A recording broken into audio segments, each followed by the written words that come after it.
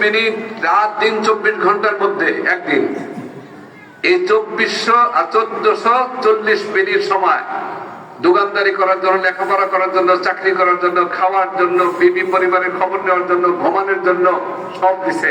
এর মাঝখানে 5টা মিনিট কি দিতে পারবেন না? এই 5টা মিনিট যে দিবেন, দিনে প্রতিদিন 5 বার আল্লাহ রাব্বুল আলামিনের রাসূলের বয়ান, এই লোকটা ইন্তেকাল করতে দেরি কিন্তু জান্নাতে যেতে দেরি করবে না। সুবহানাল্লাহ, জোরে কোন সুবহানাল্লাহ। সুবহানাল্লাহ। সেই আমলটা আমি বলবো, বলেন। করবেন সবাই ইনশাআল্লাহ। সবাই করবেন ইনশাআল্লাহ। বাদ দিবেন না তো? ইনশাআল্লাহ। সেই আমলটা ছোট্ট একটা আমল। সেই আমলটা হলো, বিশ্ব নবী বয়ান করেন, প্রতিদিন 5 ওয়াক্ত নামাজ পড়ার পরে, 5 ওয়াক্ত নামাজের ফরজ পড়ার পরে, ফরজ জামাতের সাথে নামাজটা ফরজে পড়ার পরে যেই ব্যক্তি কোরআনের একটি আয়াত তেলাওয়াত করবে, কয়টা আয়াত? একটি আয়াত। কোরআনের কয়টা আয়াত? একটি আয়াত। সেই আয়াতটার নাম কি বলতে পারেন? সেই আয়াতের নাম হলো আয়াতুল কুরসি। সুবহানাল্লাহ কোন সুবহানাল্লাহ। আয়াতুল কুরসি, এই আয়াতুল কুরসিটা তিনি নামাজের ফরজ পড়ার পরে, দিনের নামাজ কয় ওয়াক্ত? 5 ওয়াক্ত। এই 5 ওয়াক্ত ফরজ নামাজের পরে যিনি পড়বেন প্রতিদিন, এই লোকটার মৃত্যু হইতে দেরি, জান্নাতে যেতে দেরি করবে না। জোরে বল সুবহানাল্লাহ। সুবহানাল্লাহ। করবেন তো ইনশাআল্লাহ? ইনশাআল্লাহ করবেন ইনশাআল্লাহ। ইনশাআল্লাহ। আরেকটা কাজ, দুনিয়াতে সবচেয়ে বেশি সুখী হইতে চান কিনা কারা? এটা আল্লাহকে হাতে হাত দিই। ধন দৌলত দিয়ে সুখী সমৃদ্ধি হইতে চান কিনা কারা? সবাই চান না? তাহলে হাত নামান। এই সবাই যদি চান, তার জন্য একটা আমল আছে। সে আমলটা কি? সে আমলটা হলো, আপনার আমার যাদের মা বাবা আছে, যিনি যেই সন্তান তার মা বাবাকে খুশি করবে, যত্ন করবে, আদর করবে, এই লোকটাকে আল্লাহ পাক দুনিয়ার সবচেয়ে ব্যবসায়ী জীবন দান করবে। সুবহানাল্লাহ। কারে করলে? কার খেদমত? কার খেদমত? মা বাবার খেদমত। 3 নম্বর আমল, 3 নম্বর আমল, আপনার বাড়ি খুব সুন্দর করে করছেন, বাড়িটা খুব সুন্দর করে করছেন, কিন্তু চাবিটা হারিয়ে ফেলেছেন। তালা দেওয়া, মারাত্মক তালা দেওয়া, খুব দূরে থেকে জার্নি করে আসছেন। এখন আপনার বিলাসবহুল বাড়িতে ঢুকবেন, চাবি আপনার কাছে নাই, বিপদ কিনা বলেন? এখন দরকার কি? দরকার কি? দরকার কি? দরকার কি? চাবি। সেই চাবিটা নিবেন তো? চাবিটা নিবেন? চাবিটা নিবেন? সেই চাবিটা হলো বিশ্ব নবী জনাবে মুহাম্মদুর রাসূলুল্লাহ সাল্লাল্লাহু আলাইহি ওয়াসাল্লাম ফরমান, আসসালাতু মিফতাহুল জান্নাহ। জোরে আল্লাহু আকবার। নামাজ হলো জান্নাতের তালার চাবি। সুবহানাল্লাহ কোন সুবহানাল্লাহ। আপনার জন্য একটা জান্নাত দেওয়া হবে, আপনাকে একটা জান্নাত দেওয়া হবে, কিন্তু যদি ফেরেশতারা আপনার চাবি না দেয়, আপনি জান্নাতে যেতে পারবেন? আল্লাহ যদি চাবি না দেন, তাহলে চাবিরও ব্যবস্থা করতে হবে। কথা ঠিক আছে তো? বাসার মালিক হইতে হলে আগে কি হইতে হবে? গেটের তালার চাবির মালিক হইতে হবে। সেই জন্য আপনার কি করতে হবে? চাবি কি? চাবি নিতে হবে। বলেন চাবি কি? নামাজ। কয় ওয়াক্ত? 5 ওয়াক্ত। কয়টা আমল হইছে?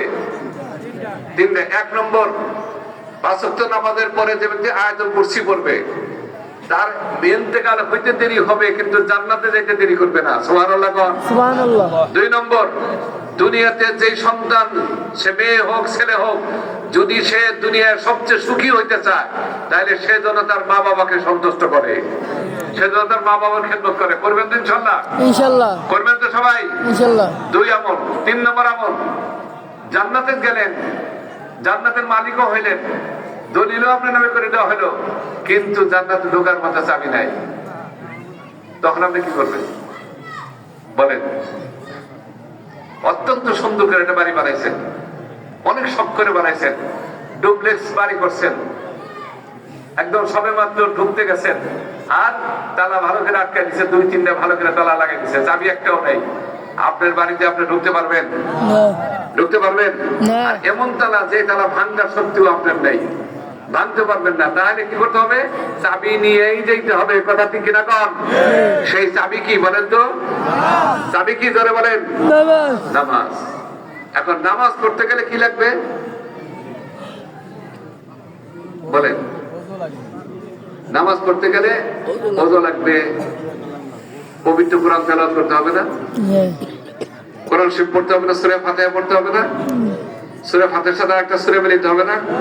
এই জন্য 4 নম্বর আমল হলো আজকে থেকে প্রত্যেক মসজিদের ইমাম সাহেবদের পা ধরে হইলো আপনার সূরা ফাতিহা থেকে নিয়ে সূরা কাফিরুন থেকে আর সূরা ফিল থেকে নিয়ে সূরা নাস 10টা সূরা আর সূরা ফাতিহা 11টা সূরা আজকে থেকে শুরু করবেন। ইমাম সাহেবের কাছে শুদ্ধ করে নেবেন। পারবেন না ইনশাআল্লাহ? ইনশাল্লাহ পারবেন না? ইনশাল্লাহ। এতে লাভ কি হবে? আপনার সম্পর্ক যদি কোরআনের সাথে হয়, এই যে কোরআনকে আপনি ভালো করে মহব্বত করে পড়লেন, কোরআন যখন আপনি কবরে যাবেন, এই শান্তিপুর আহমদিয়া কবরস্থান এখানে যারা আছে এই কোরআনের সাথে যে সম্পর্ক করে গেছে ওই লোকের কবরে পবিত্র কোরআন বন্ধ হয়ে থেকে যাবে। ঠিক। সুবহানাল্লাহ বলেন না? একটু বুঝতে পারেন নাই? সুবহানাল্লাহ। তার কয়টা আমল হয়েছে বলেন? 1 নম্বর এমন একটা আমলের কথা বলছি যে আমলটা আয়াতুল কুরসি। অনেকের সবার মুখস্থ আছে? আয়াতুল কুরসি কার কার মুখস্থ আছে? একটা হাত দেখাইতো। আর যাদের মুখস্থ নাই আজকে থেকে ইমাম সাহেবের কাছে যাইয়া হাতে পায়ে ধরে হলেও এই আয়াতুল কুরসিটা পড়বো আর 10টা সূরা ফাতিহা পড়বো ইনশাআল্লাহ। ইনশাল্লাহ। 2 নম্বর, দুনিয়াতে যদি কেউ সুখী হইতে চান, সবচেয়ে সুখীর শান্তির জীবন চান, মা বাবাকে তার অবশ্যই খুশি করতে হবে, মা বাবার খেদমত করতে হবে। রাজি আছেন তো ইনশাআল্লাহ? 3 নম্বর, জান্নাতে গেছেন, জান্নাতের চাবি আমাদের নিয়ে যেতে হবে আর সেই চাবি হলো নামাজ। রাজি আছেন ইনশাআল্লাহ? 5 নম্বর, এই নামাজ পড়তে হলে পবিত্র কোরআন লাগবে। এই জন্য 4 নম্বর আমল হলো পবিত্র কোরআন পড়তে হবে যে কোনো মূল্যে। আমার কোরআন 10টা সূরা, সূরা ফাতিহা আর আয়াতুল কুরসি, 12টা অংশ কোরআনের পড়তে বাধ্যতামূলক আমার লাগবে। রাজি আছেন ইনশাআল্লাহ? কাজে আপনাদের সবার কাছে আমল কয়টা বললেন? এখন কর কয়টা আমল কথা কইছি? 4টা। 1 নম্বর আমল আয়াতুল কুরসি। 5 ওয়াক্ত নামাজ পড়া, চাবি, জান্নাতের চাবি। 2 নম্বরে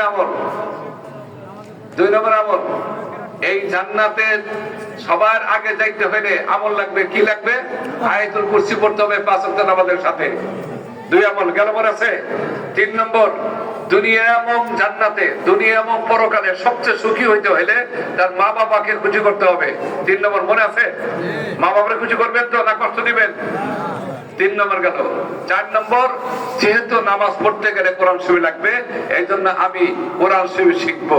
এই কোরআন শরীফ শিখলে আমার দুনিয়াতেও উপকার হবে আর আমি যখন কবরে যাবো এই কবরে